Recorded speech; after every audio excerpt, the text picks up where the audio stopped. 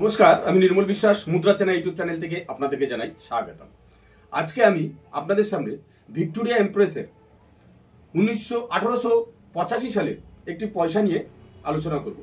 আগে পয়সাটার ছবিটা দেখুন দর্শক। এটা পয়সাটার রিভার সাইডে 1 রুপি ইন্ডিয়া লেখা রয়েছে, নিচে 1885 1885 সালের একটি পয়সা। পয়সাটার কন্ডিশনটা দেখুন, কত সুন্দর একটি পয়সা। পয়সাটার ওভার সাইডে দেখুন ভিক্টোরিয়া এমপ্রেসের একটা ছবি আছে, এদিকে লেখা রয়েছে ভিক্টোরিয়া, এদিকে এমপ্রেস লেখা রয়েছে। এই পয়সাটার মেটালটা হচ্ছে সিলভার, যেটা আমরা বাংলায় বলি রূপোর পয়সা। এবং এর এজটা দেখুন, রেডি ডেট এজ। এর ওয়েটটা হচ্ছে 11.66 গ্রাম, সাইজ 30.30 থেকে 30.80 mm। শেপটা হচ্ছে একটা সার্কুলার শেপ।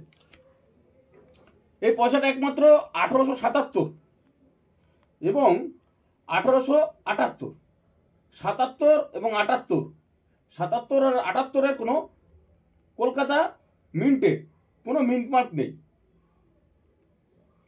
এই দুটো সালে 78 এবং 77, এই দুটো সালের পয়সায় এটা কোনো মিন্ট মার্ক নিচে নেই।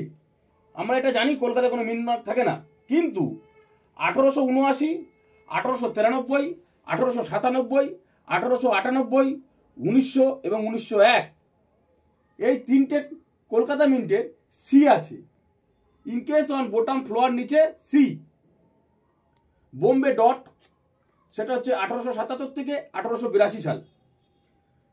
বোম্বে আবার বি রেশিও আছে অন টপ ফ্লোর, মানে ফুলের ওপরে বি বি থাকবে, সেটা হচ্ছে 1883, 1884, 1885, 1887, 1888, 1889 এবং 1892।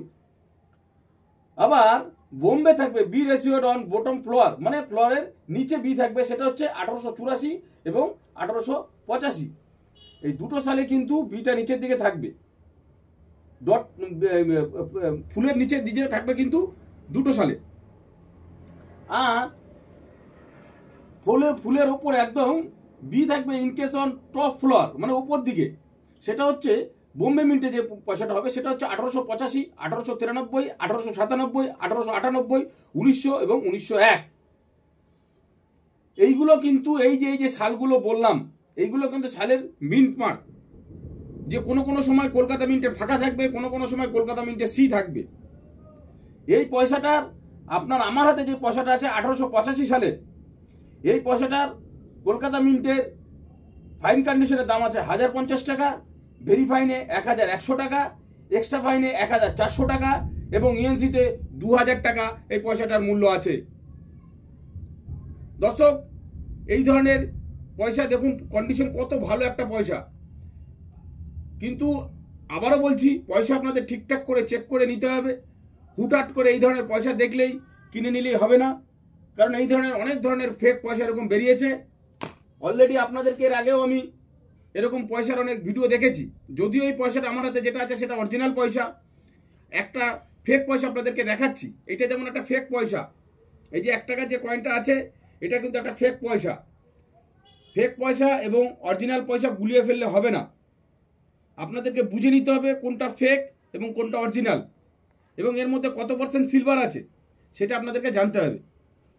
যে সমস্ত কালেক্টররা পয়সা কালেক্ট করছে তাদের উদ্দেশ্যে বলছি, এরকম ছবি দেখলেই হবে না।